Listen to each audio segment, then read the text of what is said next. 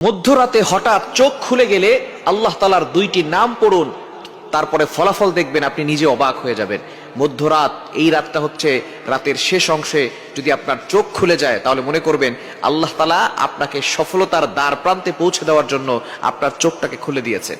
কিন্তু দুঃখজনক হলেও সত্য, আমরা অনেকেই রাতের বেলা হঠাৎ করে চোখ খুলে গেলে অথবা ঘুম ভেঙে গেলে কিন্তু আমরা আল্লাহকে স্মরণ করি না। এই সময়টা হচ্ছে সবচেয়ে গুরুত্বপূর্ণ সময়।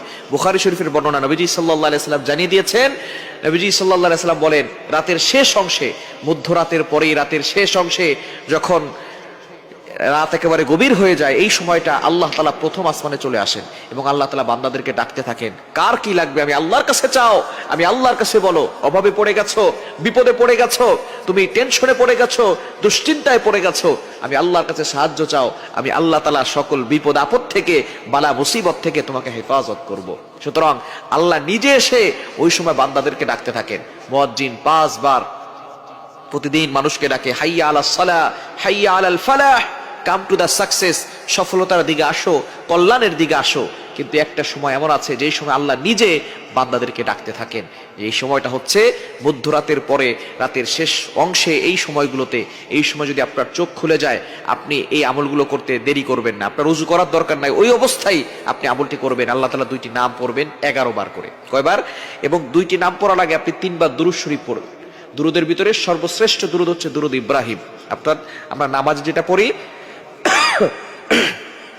এই দুরূদটি বেশি বেশি পড়ার চেষ্টা করবেন।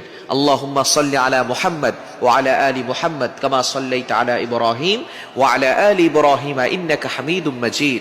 আল্লাহুম্মা বারিক আলা মুহাম্মদ ওয়া আলা আলি মুহাম্মদ কামা বারাকতা আলা ইব্রাহিম ওয়া আলা আলি ইব্রাহিম ইন্নাকা হামিদুম মাজিদ।